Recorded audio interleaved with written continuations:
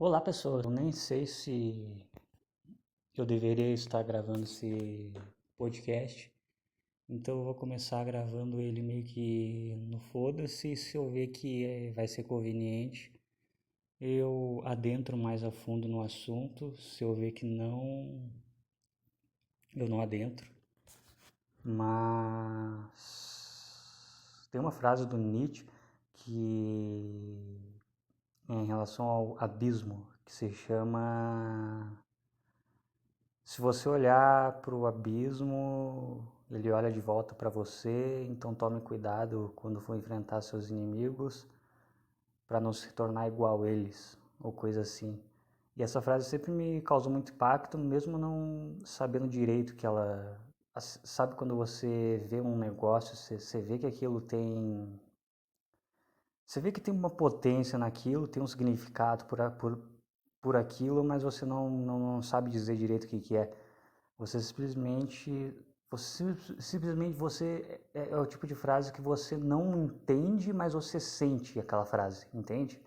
Não, eu não sei se alguém mais sente isso, mas tem algumas frases que são assim, se, você lê aquela frase e você não sente de fato alguma coisa, mas por algum motivo você não entende aquela frase direito, mas por algum motivo você sente que aquilo lá faz muito sentido, que tem uma verdade muito profunda por trás daquilo, entendeu? Tem muitas passagens na Bíblia, se você parar para pensar bem, que são assim. É umas coisas que tem uma verdade, mas você não entende assim de cara. Até porque é um texto antigo, então fica muito, como é que eu posso dizer, fica abstrato. Eu não sei, não sei porque que as pessoas escrevem assim, escreviam assim. Eu não sei se o intuito é justamente fazer você sentir a frase antes de entender ela. Eu não sei se os romances também servem para isso. Quando eu digo romance, não é também, sei lá, 50 tons de cinza, ou sei lá, Chapeuzinho Vermelho, nem sei se Chapeuzinho Vermelho é romance. Quando eu digo romance, é um romance mais filosófico, Dostoiévski, um Tolstói, entendeu? Esses romances, eles são chamados de romances filosóficos e justamente porque você meio que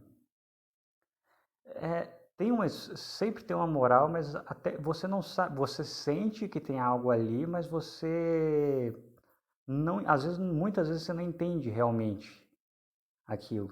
Eu li eu li, sim, praticamente todos os principais livros de Dostoiévski, mas eu até hoje eu sinto que eu não peguei alguma coisa, entendeu? Teve alguns livros dele que eu li duas vezes. Memórias do Subsolo foi um deles que eu achei muito bom. E sempre tem alguma coisa que eu sinto que está faltando. Eu sinto que o livro até hoje me ensina, mesmo fazendo muito tempo que eu li ele, muito tempo, ano passado, mas mesmo tendo lido ele ano retrasado e ano passado, eu sinto que faz bastante tempo que eu sinto que o livro continua rendendo frutos e insights dentro da minha cabeça, entendeu? Principalmente o livro Memórias do Subsolo, porque se trata para quem não leu, se trata da história de um cara que ele vai. É basicamente a história de um cara amargurado, entendeu? Eu não vou ficar dando detalhes porque é um livro que vale bastante a pena ler, porque pelo menos para mim ele serviu como um autoconhecimento bem grande. E ele me mostrou um outro lado da minha personalidade e da forma como eu via o mundo que até aquele momento eu não tinha nem sequer, eu nem sabia que existia, entendeu? E o livro ele abriu as portas para um outro lado sombrio da minha personalidade, que antes eu ficava de olhos fechados. Eu não sei se eu realmente não achava que não existia ou simplesmente nunca tinha, nunca, nunca tinha de fato tido um contato com uma história tão intensa que realmente me fizesse entrar em contato com esse lado. Também não sei se, porque eu não entendi o livro a primeira vez que eu li, então fui caçar críticas na internet, críticas não, resenhas na internet, e esses desenhos falavam que né, esse livro também conta sobre o lado profundo do próprio cara, e teve umas que falam que conta meio que como funcionaria a mente de um ditador, como o que levaria alguém a se tornar um ditador. Isso acaba bagunçando mais a minha cabeça em relação a um enredo do que de fato ajudando, mas de qualquer forma é um livro que mostra como o ressentimento aos poucos vai te tornando uma pessoa não ruim, mas faz você fazer atos ruins, mesmo você às vezes não sendo necessariamente uma pessoa ruim, entendeu? E nem sei por que direito que eu estou falando desse livro, mas eu acho que eles se assemelham muito àquela questão do abismo do Nietzsche, porque querendo ou não, nesse livro o personagem ele se fode o livro inteiro e meio que não fica claro se ele sempre foi já meio ele já era, na verdade. O personagem sempre foi meio arrogante, mas as experiências faziam o personagem ele ficar cada vez mais tendo que enfrentar esse contraste entre a própria arrogância e a humilhação no mundo exterior. E isso acabava tornando tudo muito pior para ele e tornando a personalidade dele cada vez mais retraída. Só que eu acho que o livro ele trata mais de uma questão de você se jogar no isolamento e lá ficar remoendo o passado ao invés de ir para frente. Eu não sei. A questão é que eu acho que a crítica desse livro, que o autor quis, acho que o autor ele quis criticar aqueles caras que o que seriam hoje seriam uns punheteiros de apartamento. Um exemplo é, por exemplo, vamos colocar o que de exemplo aqui? Vamos colocar, vamos colocar MGTOW de exemplo. É o cara que, em vez de aceitar e seguir o caminho dele solteiro e ir desenvolvendo, pavimentava, beleza, eu vou seguir esse caminho, eu vou pavimentar desse jeito a minha vida. Ele fica remoendo aquilo e ele fica buscando atrás de conteúdo. Mulher pode zoar, olha só essa mulher que passou dos 30 e tá decadente, e isso e aquilo. Ou seja, ele fica, em tese, para um migtal, o que é a antítese dele? O que é, entre aspas, o pior inimigo de um migtal?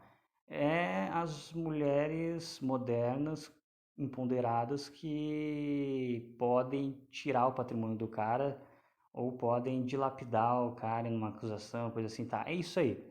O que um cara que ele é um homem de ação, ele faz?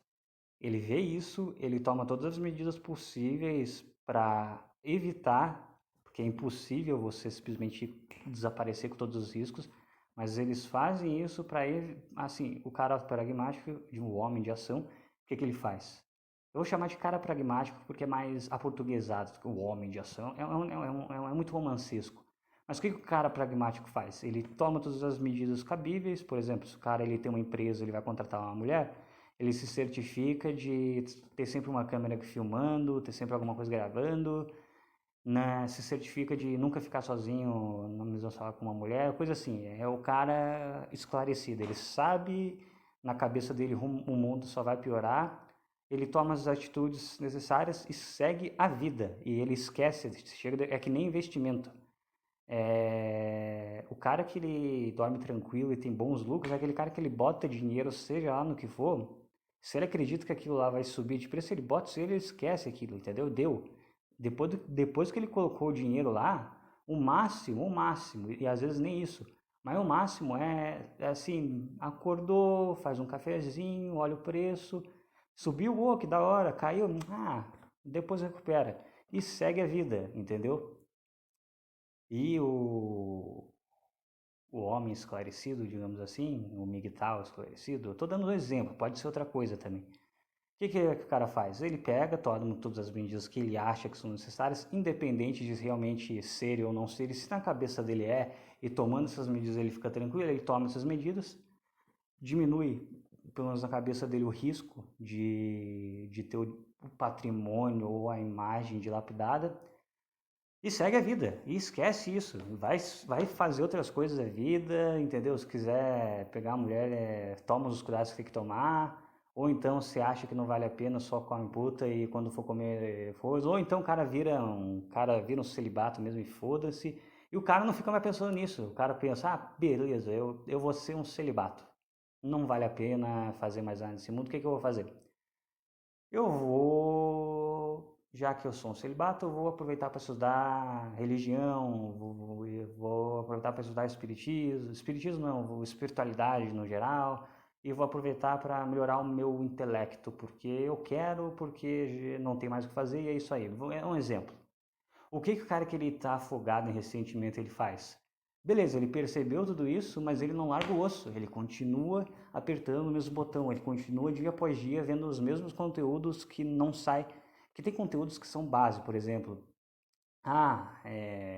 Vamos pegar o conteúdo, sei lá, do Dom Sandro, ou qualquer outro conteúdo do Raccoon, que nem são tão base assim, mas assim, um vídeo básico explicando por que casamento juridicamente hoje é algo que é perigoso, digamos assim. Não tô nem dizendo se vale ou não vale a pena, porque senão tem uns caras que ficam. Tá, cara, vai, casa. Boa sorte com tua separação total de bens. Vai mostrar ela pro juiz. Aí tu ganha 8 mil, a tua mulher ganha 1.000. Vai funcionar assim a separação total, mas vai, não enche saco. Quer casar? Case e não enche o saco, cara. Mas, inclusive, e esse negócio de casado aí entra nesse exemplo que eu tô dando. Mas primeiro eu vou ficar com os migtal. O cara que é migtal, mas ele é ressentido, o que ele fica?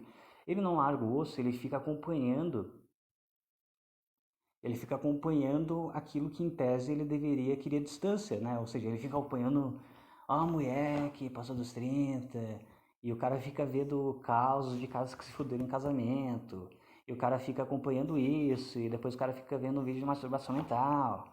E daí o cara fica se retroalimentando nessa masturbação mental e o cara não vai pro próximo nível. Em vez dele olhar o caminho que ele quer seguir, pavimentar esse caminho para evitar o máximo possível os riscos, não, ele fica estagnado, ele sabe que tem um caminho, mas ele meio que não quer de fato seguir aquele caminho, então ele fica toda hora parado e paralisado no próprio ressentimento. Não faz nada e só fica, em vez de ele seguir o caminho dele, ele fica olhando para os outros caminhos. No primeiro buraco que ele vê do caminho, que ele está olhando à distância, mas que ele não vai percorrer na cabeça dele, ele fica: ó o buraco daquele caminho lá, tô falando que é um caminho ruim. Ó o buracão, ó o buraco daquele outro caminho também, viu? Não falei. Aí quando o carro esbarra nesse buraco, o pneu desse carro, outras pessoas continuam trilhando o caminho delas, e quando eventualmente elas furam o pneu do carro no caminho que elas estão trilhando, o cara fala: aí não falei que ia quebrar o pneu. Ah, se fudeu, não falei? E o cara não sai do lugar, porque em vez do cara fazer o caminho dele pavimentado da forma que ele acha mais segura, ele fica olhando os outros caminhos e fica se preocupando com os outros, fica se preocupando com o caminho dos outros e fica se preocupando com o que as outras pessoas estão fazendo no caminho delas. E eu não estou dizendo que é errado você pegar, olhar um caminho, perceber, olhar, tipo, tem uma estrada, ela é muito ruim, você percebe isso e você avisa, ó, toda vez que alguém tá para entrar nesse caminho, você fala: ó, esse caminho, olha, tem buraco pra cacete, olha, eu não sei, eu não recomendo.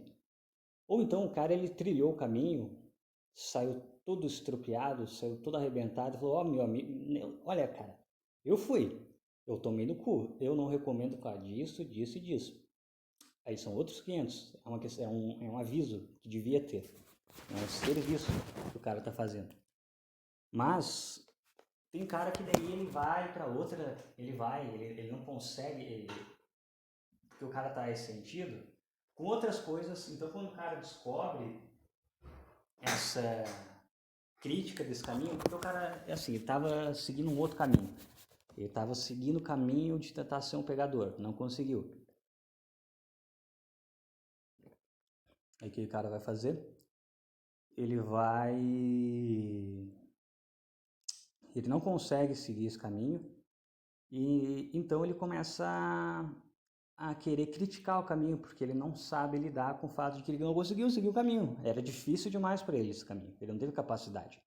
Então ele começa a criticar o caminho e daí quando ele acha um outro caminho alternativo que ele consegue seguir, ele não vai por esse caminho, mas ele fica criticando o outro caminho enquanto ele olha aquele caminho, não, porque esse caminho é ruim, ó, o caminho que eu vou trilhar, ó, eu vou trilhar, hein, não trilhei ainda, hein, mas ó que eu trilho, hein, ó que eu trilho, hein, e o cara não vai trilhar, o próprio caminho, o cara não vai trilhar caminho nenhum, o cara vai ficar estagnado. Só que o problema não é nem esse, o cara quer ficar estagnado, fique, só que é esse tipo de cara que fode com a difusão correta das informações, porque o que acontece? O caminho do cara casar e constituir família não é necessariamente uma coisa boa. Ah, não, mas é que aqui deu boa, sim, mas não é questão que vai dar boa ou não vai dar ruim, eu não sei, até porque eu não sou casado, eu não tenho filho. Mas é um caminho que já tem certos perigos pré-estabelecidos. E por mais que sejam perigos que as pessoas pensam que sabem, elas não sabem completamente. E é simples você descobrir e saber quais são os perigos e depois disso ver se vale a pena. Só que o problema é que daí começa esses caras criticar o caminho enquanto fala que vai seguir esse outro caminho que não vai seguir também, que no caso deles é o Miguel. Aí começam os caras a xingar esses caras e daí começa uma guerra de um monte de gente estúpida que por um cara, se eu me deixasse levar pra essa gente estúpida, cara, eu ia tomar uma decisão merda atrás de outra decisão merda, cara. Porque é uma desinformação que tá nos dias de hoje, que até 2 anos atrás não tinha, cara. Tudo era migtal, tinha lá as informações, era fundamentado, tinha as explicações. O lado conservador eu sempre achei meio uma neblina, eu nunca soube direito o que é conservadorismo, ninguém sabe direito o que é, ninguém sabe mais o que conservar, porque a grande verdade é que o mundo mudou tanto que não tem mais o que vamos conservar. Cara, tem muito valor que não tem mais como conservar, o mundo tá tão diferente que não dá mais, cara. Tem muita coisa que não dá mais para conservar, muitos valores que surgiram em outros tempos, onde o mundo era completamente diferente. Mas beleza, tem o conservadorismo, eles espalham tal ideia, a ideia de que a cultura está decaindo e você, para repor essa cultura, você tem que achar uma pessoa, continuar uma família estruturada, e blá, blá, blá, blá, e era um caminho esclarecido, era um caminho transparente, assim como o MGTOW também era um caminho transparente e tudo mais. Aí o que começou a acontecer? Ambos os lados começaram a se dilapidar cada vez mais, eles começaram a se degenerar, as ideias começaram a se degenerar,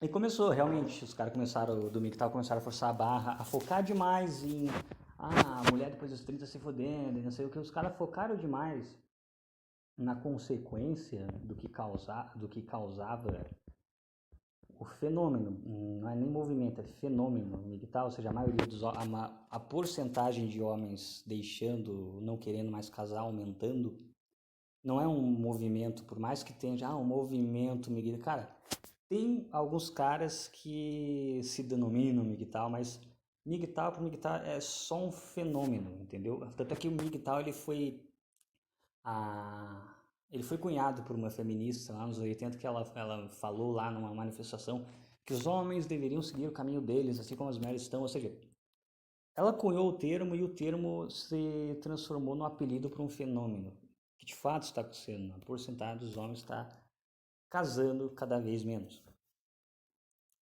E até aí, e tudo bem, e daí isso aí, cunhou o termo, aí o MGTOW começou a ser usado como uma espécie de...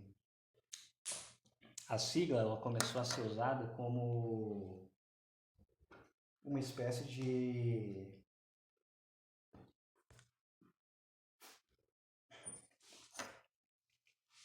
uma espécie de filtro.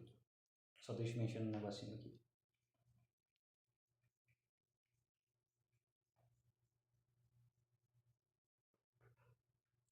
Uma espécie de filtro para filtrar, óbvio, esse filtro para o filtro é para filtrar, óbvio.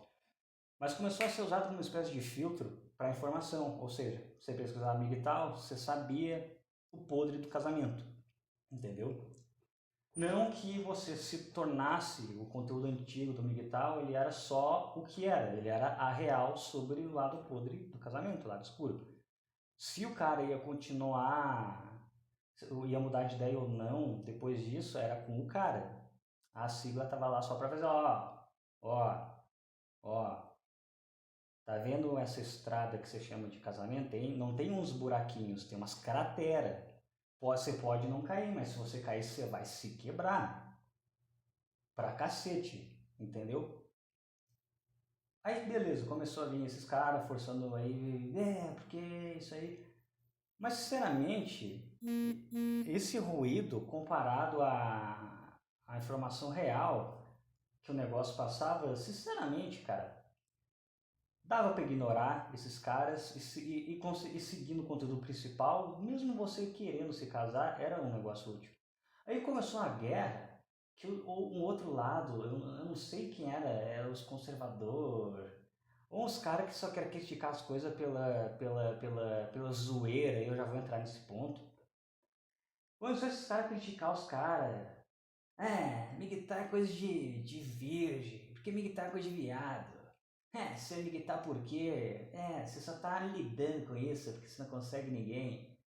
E eu não tô, talvez, realmente tem muita cara, como eu falei no começo do programa, que realmente usa a sigla como armadura para justificar o próprio fracasso, nesse caso.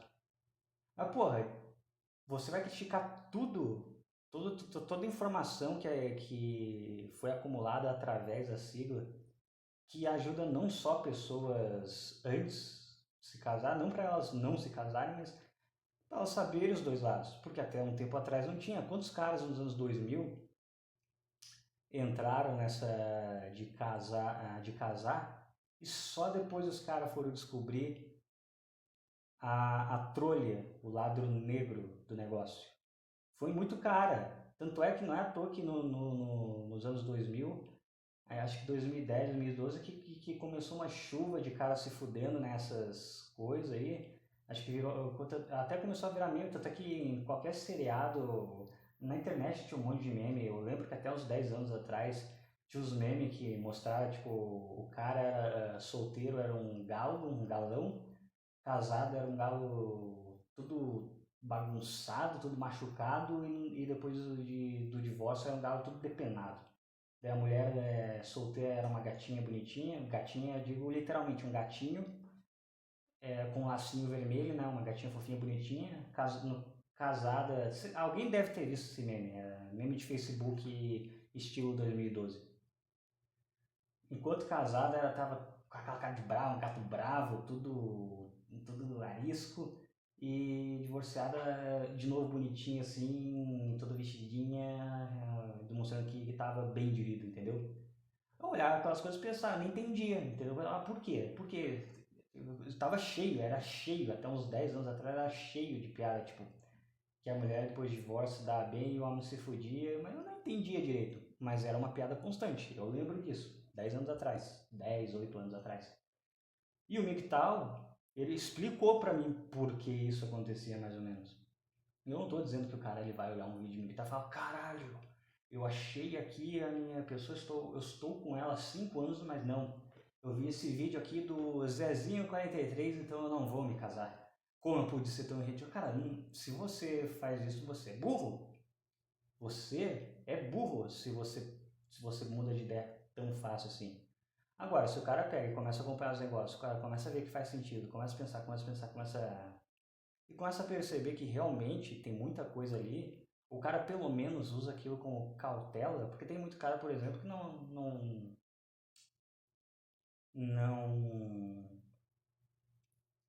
pô, o cara não sabe que separação total de bens pode não funcionar, entendeu? Tem muito cara que critica o MGTOW que fala, cara, É só meter uma separação total que já era, cara. O cara ele não tem a menor noção do que ele tá falando. Porque separação total de bens, o cara tem um monte de exceção por si só. E também a gente vive no Brasil e é aquela história. Que eu lembro de uns meses atrás eu fiz um vídeo sentando pau em concurso, essas coisas. A gente vive num país onde os caras fazem a lei como eles bem entendem. Você pega uma juíza feminista, você se fode. Não tem separação total. Se você ganha bem e sei lá, ela ganha, ela trabalha aqui de forma informal. Cara, é informal. Para a lei ela não está ganhando dinheiro, por exemplo. Eu já vi comentário na internet, não, eu ganho aqui meus 3 mil, ela mora comigo e ela faz o dela informal. Cara, você se fudeu. Porque se é informal, para a lei, ela é dona de casa. E se você se separar dela, você vai precisar pagar uma pensão para ela. Mas ela pode morar com os pais dela. Foda-se. Pode acontecer, eu não sei como é que funciona. Mas um simples fato de tu ter que pagar uma pensão para uma pessoa que não é teu filho, já é algo que para mim ofende muito meu amor próprio. Eu fiquei com uma pessoa, se eu terminei com aquela pessoa, porque eu já não estou gostando muito dela. Ou porque ela fez alguma merda. Imagina a situação, você está morando lá com a tua cremosa, tá? Isso, o cara que é prevenido, porque tem muito cara que começa a morar com mulher, vamos morar juntos, o amor é lindo, nem vamos se casar, porque a casamento é só um papel e vamos só morar junto. Você se fudeu, porque para a lei você está casado, a união estável ela é um casamento. Ela funciona, só o nome muda, mas é basicamente um casamento. E se você se separar e ela não tiver, você trabalhar e ela, sei lá, trabalhar informal, você se fuder, porque o trabalho dela é informal. Se ela não tem, na lei, se na lei ela não tem renda, vai ter que pagar uma pensão, imagina. Imagina que lindo. Você tá morando com alguém, as pessoas resolvem te trair ou dar alguma merda, aí você se separa, você tem que ficar 1 ano ou 2 anos pagando para ela. E daí tem os caras que falam, não, mas não é assim. É porque meu pai, ele aqui, a minha mãe ficou doente e o meu pai ficou com ela até o final. Entendeu? Porque você não tá entendendo, porque, cara, olha o exemplo que o imbecil me dá. O cara tá pegando um relacionamento que provavelmente era mais de 20 anos, os dois ficaram há um monte de tempo junto, e o sacrifício que o cara fez pela própria esposa foi um negócio espontâneo. Foi um sacrifício grande. Meu pai ficou devendo aqui para tratar a minha mãe. Tá, mas foi espontâneo. Foi bonito. Não foi a força. Isso que é bonito em um relacionamento. O sacrifício espontâneo, seu retardado mental. Agora o cara me põe isso no mesmo nível de um cara que ficou casado há 3 anos, descobriu que a mulher dele não prestava e ele vai ter que se sacrificar para dar um dinheiro para ela à força, porque algum juiz definiu isso. Tu realmente acha que é a mesma coisa, seu energúmeno do cacete? Mas é óbvio que não é. Mas tu não consegue explicar isso para um retardado desse, porque ele tem -7 de QI, e tu vai explicar isso pro cara, o cara já vai responder uma resposta padrão do tipo: não, isso é virgem, que você não sabe de nada. Então tá bom, cara. Eu desejo que você se case. Teu casamento vai durar assim 20 anos. Vai lá, cara. Todos esses caras que criticam migtal e tudo mais. E eu fico puto, porque, cara, eu nem me considero necessariamente um migtal. Só que só quando por você falar, do tipo, cara, tem coisas que são válidas. O cara já chega querendo meter.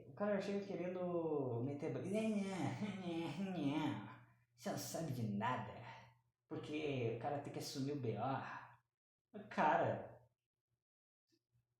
tu não tem o que falar com um cidadão desse. É porque o meu avô e a minha avó, cara, não é a mesma coisa. É muito bonito um relacionamento onde as pessoas, ambos se sacrificam, mas, cara, o problema nunca foram as mulheres, o problema sempre foram as leis. E o simples fato de tu precisar pegar um exemplo de um cara que é virgem e usa MGTOW, por exemplo, usa isso como escudo Para justificar o fracasso sexual dele, você já está pegando espantalho, você não consegue bater no que é de fato o negócio, você precisa pegar um espantalho atrás do outro para coisar isso. Eu não estou dizendo também que o conservador raiz, para começo de conversa, ele está muito aliado com o MGTOW. O problema é que não existe mais conservador raiz. O conservador de hoje é o seguinte: tem as leis, elas estão todas fodidas, e tem o casamento de hoje que é completamente diferente do que era há 60 anos atrás, 40 anos atrás. O que o conservador faz? O conservador tem que conservar corno. O que o conservador devia fazer? Ele devia se mexer, se coçar para tentar, não, vamos mudar essas leis, tá, olha, tá muito errado isso daí, tem que ter um negócio mais justo, tem que ter um negócio mais palatável, tem que ter um negócio que incentive o casamento. E não que seja, apesar todas essas bostas, eu vou me casar com essa pessoa. Não. Casamento, já que o conservador quer que você case, tenha filhos e salve o ocidente, o casamento ele devia ser incentivado, juridicamente falando. Mas o que esses caras fazem para incentivar? Eles não fazem nada. O que o conservador faz? O conservador, ele em tese, ele devia falar, não sei, mas não tem como. Cara, se não tem como mudar as regras do jogo, e as regras do jogo são uma bosta, vai jogar para quê? Basicamente essa é a ideia do negócio. E o que o conservador fala? Não, você tem que assumir o no peito. Como assim você está com medo de casar? Não, porque tem aqui, se usa separação, é sempre o argumento da separação total de bens. Não, porque tem a separação total de bens, tá ligado? Não, porque tem, cara, é sempre os mesmos argumentos e sempre fica naquilo. E ou seja, quando o cara fala uma separação do total de bens, o cara basicamente ele não tem uma ideia muito clara do que é. Aí eu já discuti com uns caras realistas, eu já discuti com esses caras, um que era metido a conservador, que o cara me fala: "Ah, mas se acontecer de me divorciar, eu pago um bom advogado e daí eu assumo o plano." Ou seja, o cara está se orgulhando de ser corno. Um casamento, ele devia ser um negócio simples. Você se casa com a pessoa e se por algum motivo não der certo, ter bom senso, não vamos ser que nem século XIX, que casou não pode mais se separar, que não sei o que. Vamos ter um equilíbrio. Casou, beleza. Em tese não se separa. Se for para se separar, se não tem filho, cara, vai cada um pro canto e foda-se, cara. Entendeu? Se fosse isso, cara, se for, assim, não vou me casar apesar disso, juridicamente contra mim. Não, se o casamento fosse neutro, como muita gente ainda pensa que é, já valia a pena. Já valia a pena. O casamento é bom. O problema é o divórcio. E é isso que esses bandos de retardado que ficam criticando os negócios não entende e não vai entender. E eu acho que é esse ponto que eu já vou entrar de novo aqui. Mas agora eu vou mijar. Eu vou mijar, porque mijar é bom, e depois de mijar eu... Mas assim, para finalizar esse raciocínio, pô, esqueci agora de finalizar o raciocínio e o cara vai mijar, aí o cara mija um pouco do cérebro junto e aí é foda. Mas para finalizar, o problema do MGTOW é justamente o problema do MGTOW. O problema da crítica aos MGTOW é que é sempre assim. Ah, mas é que o problema é que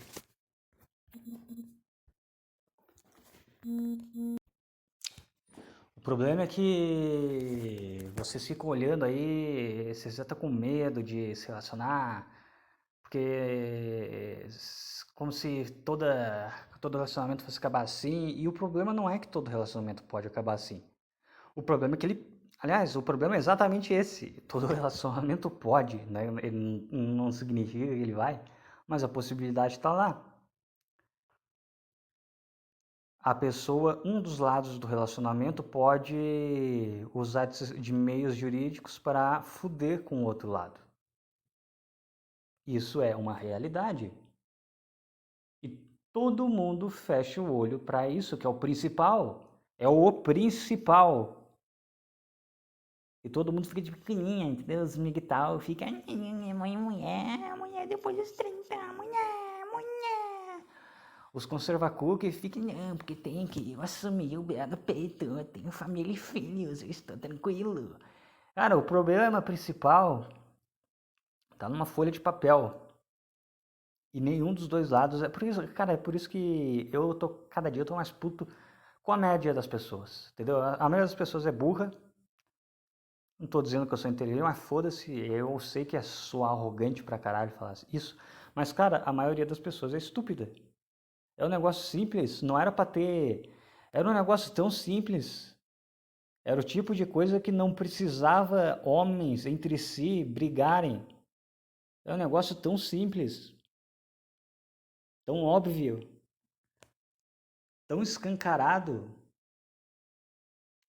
Se você entra num relacionamento com uma pessoa, essa pessoa tem direito à metade do que você tem, a não ser que você pague milhares de reais em um advogado para fazer um negócio. Caralho, você tem que pagar para não correr o risco de perder tudo. Ah, não, mas não é sempre que acontece. Então, cara, a possibilidade já abre espaço para já devia abrir espaço para uma revolta, para não, esquece, vamos, volta atrás, não é feminismo, não é direitos iguais, então vamos voltar atrás com isso daí.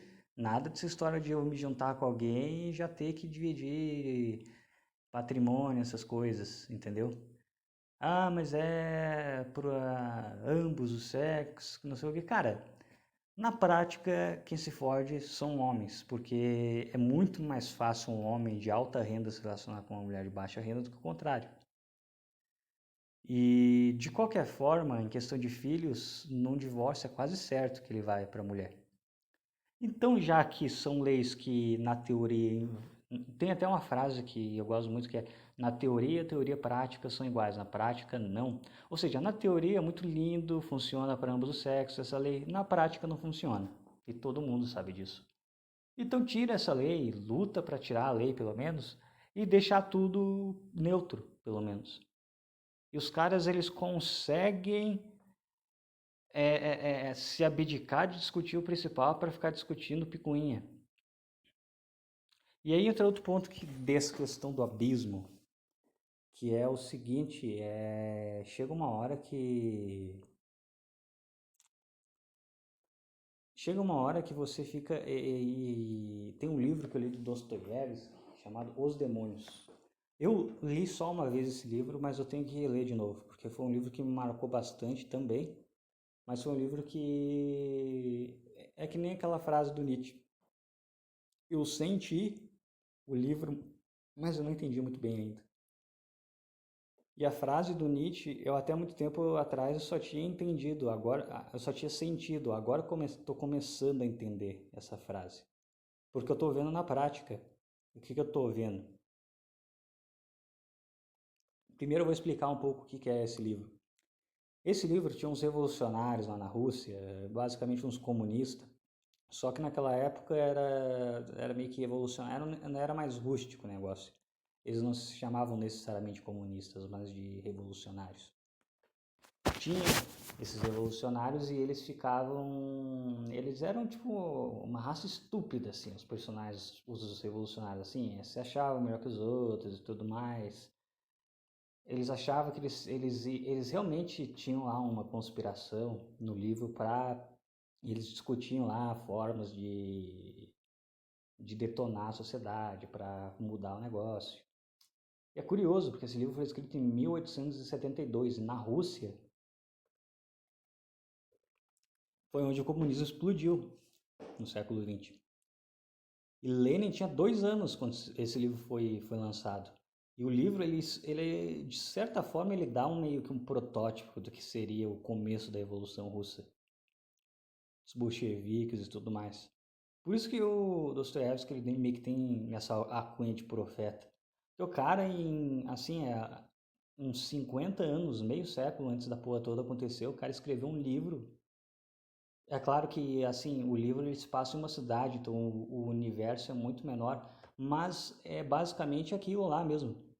O cara, ele simplesmente ficou falando, ele queria uma história inteira relacionada a pessoas que são revolucionárias. E foi o que aconteceu algum tempo depois na Rússia. E uma coisa que ele se atenta bastante é sobre o niilismo.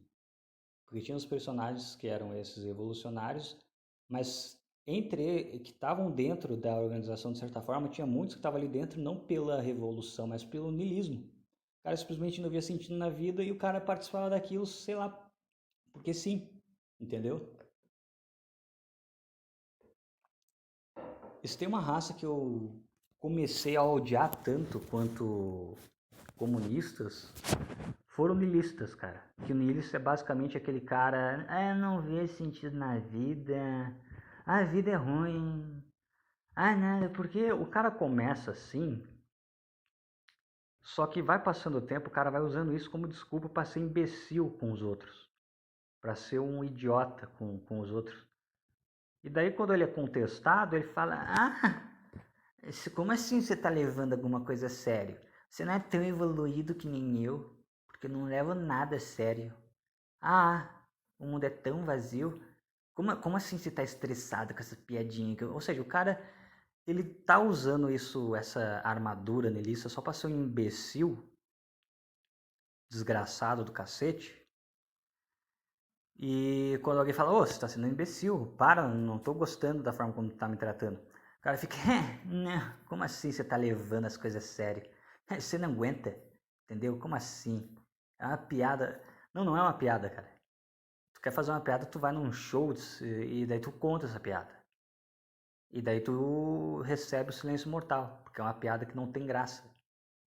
Tem coisa que eu ando pegando mais raiva do que gente que usa piada, usa niilismo como desculpa para ser um imbecil completo. E para, eu não levo nada a sério. Aí, porra, você vai lá, você vai discutir com uma pessoa assim, e você não consegue, porque a pessoa ela só se comunica através de sarcasmo, a pessoa ela não sabe mais conversar que nem gente. É toda hora conversando de forma sarcástica e a pessoa acha que está abafando, a pessoa ela acha que aquilo é engraçado. É só estúpido. É uma meia dúzia que faz parte da panelinha que acha aquilo, nem acha engraçado, só finge que acha porque faz parte da panelinha. Mas não é engraçado, é irritante. E daí a pessoa, não, porque você está ofendido, você se ofende muito fácil. Não, não estou ofendido. Eu só achei isso sem graça, eu só achei isso eu estou irritado com você, realmente. Isso está me irritando, não está necessariamente me ofendendo. E mesmo que estivesse me ofendendo, você tem todo o direito, quando a pessoa faz uma piada com você, você tem todo o direito de ficar ofendido. Uma coisa é a pessoa fazer piada com uma ideia. A pessoa vai fazer piada com migtal, no geral, coisa assim. E mesmo assim as pessoas têm o direito de se ofender, mas, querendo ou não, é uma ideia, a ideia está sujeita a piada. Outra coisa é fazer piada com uma pessoa. Você vai fazer piada com uma pessoa, as pessoas têm todo o direito de ficar ofendidas e não gostar.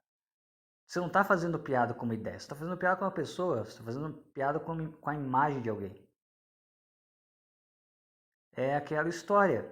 Se fosse no mundo real e a pessoa não gostasse, ela ia ter pleno direito de dar um soco na cara.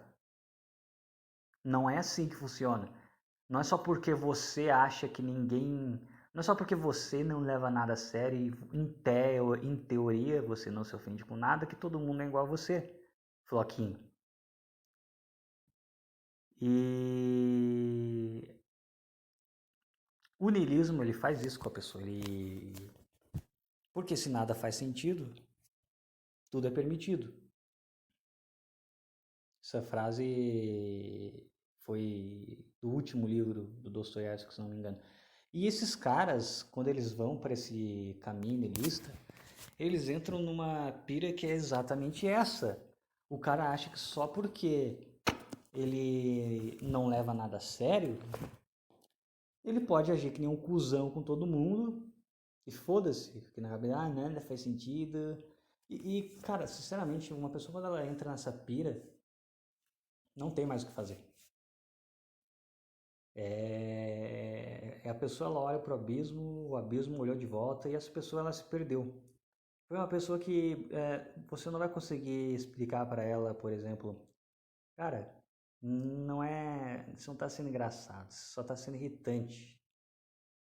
Você quer, você quer ser engraçado, você vai para um stand-up, você tenta pavimentar algum caminho, mas ficar conversando com os outros na base do sarcasmo, porque você é o cara foda que não leva nada a sério, não te faz engraçado, te faz irritante. Mas tu vai falar isso com uma pessoa assim, ela vai responder como? Sarcasticamente, ela não tem mais capacidade de responder a sério. E a pessoa ela vai nessa degradação, chega uma hora que a pessoa ela não leva mais nada a sério e tu não consegue conversar seriamente com esse tipo de pessoa. Aí o que tu faz com a pessoa? Você manda merda. É isso que você faz. Não tem mais o que fazer. Essa pessoa ela olhou para o abismo olhou de volta para ela e ela caiu em direção ao abismo. Não tem mais o que fazer. E aí chega, acho que no último ponto que eu vou falar para hoje, que é. Eu vou manter abstrato assim, porque eu não quero ter dor de cabeça. Mas de qualquer forma, todos esses pontos, de ver, por exemplo, uma das coisas que realmente foi mais emblemática para mim, por isso que eu perco tanto tempo, eu nem sei se eu sou miguel, eu não sou. Cara, eu não sou miguel, eu não sou conservador, eu não sou alfa, eu não sou beta, eu sou eu. Eu sou eu. Mas eu acho que faz muito sentido a ideia central do MGTOW. Só que depois eu ver que, cara, se até numa coisa básica, que é basicamente assim, existem muitas leis anti-homens. Precisamos fazer algo contra. Cara, os homens não conseguiram se unir para se mexer em algo que é diretamente contra eles. Eu sinceramente mudei de ideia, entendeu? Cansei dessa de não, homens sofrem, precisamos nos unir. Cara, não. Homem foi feito para ser burro de carga. Se você pegar a média de inteligência, a maioria das mulheres elas vão ter uma inteligência média. Poucas mulheres vão ser muito inteligentes, mas pouquíssimas vão ser burras. O homem é diferente. Muito homem vai ser burro, alguns vão ser na média e alguns vão ser muito acima da média. Mas a maioria dos homens são burros. E sinceramente, cara, eu perdi a minha paciência, cara. Por mim, passa uma lei atrás da outra, fudendo com o casamento de vez. Eu vou dar risada, eu quero mais aqui se foda. Eu não sou militar, eu não sou nada, eu quero mais aqui se foda, cara. Eu quero mais aqui se foda. A maioria dos caras são burro e tem que se fuder. E sabe o que vai acontecer quando ele se fuder? Nada. Porque o homem não tem capacidade mental de se agrupar. Sempre tem, cara, tem lá o feminismo, que querendo ou não, as mulheres elas conseguiram. Elas se agruparam em um grupo enorme. Por mais que tenha cara aí na blogosfera, não. Na podosfera, no geral, na nossa podosfera, por mais que tenha cara que fala, não, mas é que homens conseguem isso, isso, isso, e tem pesquisas que mostram que homens são acima da média. Mas, cara, o que adianta se no básico, que é ter um grupo conciso de pessoas que se unam para fazer alguma coisa ficar melhor na vida delas, nós homens não conseguimos nos unir para impedir o establishment de fuder com a nossa vida. Queiram ou não, as mulheres conseguiram, elas fizeram o feminismo e não só conseguiram vários direitos com isso, como conseguiram ascender tanto nos direitos que até é colocar uma trolha atrás da outra no rabo dos caras, entendeu? Ah, e aí entra acho que no último assunto. Não, mas é que o feminismo foi financiado por homens. É que, na verdade, homens é que financiam o feminismo. Porque eles têm um objetivo maior com isso, que são as elites. Que, cara, sinceramente, eu fico pensando, talvez assim, quem nasceu em berço de ouro, talvez não pense assim, mas eu fico pensando, como é que as elites surgem para começo de conversa?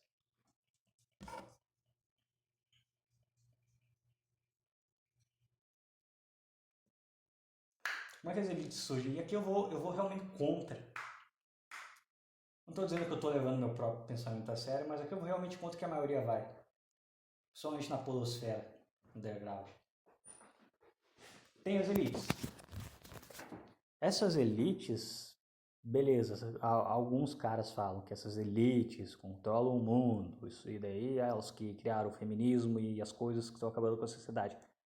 Cara, sinceramente, eu tô pendendo para acreditar que não.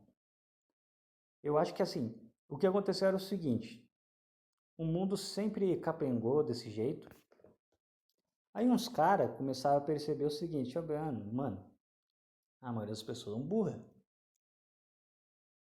Elas precisam ser manipuladas por alguém, porque senão elas vão dar o poder para outra pessoa, não vai ter jeito. O que esses caras fizeram? Mano, quer saber? A gente tenta avisar as pessoas, a gente tenta fazer elas terem amor próprio, a gente tenta passar conteúdo, a gente toma no rabo. Não, mano, vamos fazer o seguinte, vamos monetizar essa burrice. Como que a gente pode ganhar dinheiro com esses burros que vão ser burros para sempre? Aí os caras foram lá, fizeram uma organização mundial, essas conspiração aí, conspiraram, ganharam dinheiro pra cacete. E agora estão, não, o que vai dar dinheiro agora? Não, a gente vai aqui dar uma baleada no Ocidente, porque daí a gente vai ganhar uns trilhões com isso. Então vamos lá. E eles conseguiram. Porque querendo ou não, a maioria das pessoas não vai fazer nada. É que nem essa quarentena. As pessoas reclamaram, mas ninguém fez bosta nenhuma. E fechou. E se eles quiserem, vai fechar de novo. E as pessoas não vão fazer nada. MGTOW, conserva cookies. Cara, tem leis, isso é um fato. Leis contra homens no casamento, que beneficiam mulheres. Leis de assédio que beneficiam mulheres. Ninguém vai fazer nada. Porque o homem é um bicho burro. Tem um ou outro que é inteligente, mas o cara que é inteligente não demora muito para ele perceber que não vale a pena ficar ajudando a massa de homens burra. Para fazer isso para quê? Você vai avisar o cara para quê? Para ele te chamar de frustrado? Para ele te xingar? Mano, faz o seguinte, investe numa empresa de advocacia mais feminista possível, daquelas que vai dominar o mercado, e ganha um monte de dinheiro com as levas de divórcio que vai vir. É cruel? É, mas sinceramente a impressão que dá é que é a única forma é o modo mais correto de agir, porque você vai avisar a maioria das pessoas que perde tempo. Pô, tem lá dois grupos de homens que em tese deviam ser unidos, conservadores e MGTOWs. Na verdade, se você for ver bem, eles olham o mesmo tipo de problema. Eles só decidiram tomar decisões diferentes. Um diálogo com um mínimo de inteligência podia fazer esses dois grupos se juntarem para um objetivo maior, que é tornar as leis mais palatáveis. E os homens não conseguiram isso. Então, cara, gente boa tem que se fuder, eu não vou mais discutir MGTOW, isso e aquilo. Pra mim, a resposta sempre vai ser a mesma. Se você é inteligente, você vai sair por cima. Se você é burro, você tem que se fuder. E eu vou terminar esse podcast por aqui mesmo. É isso aí. Fiquem com Deus. Fiquem tranquilos. E até a próxima.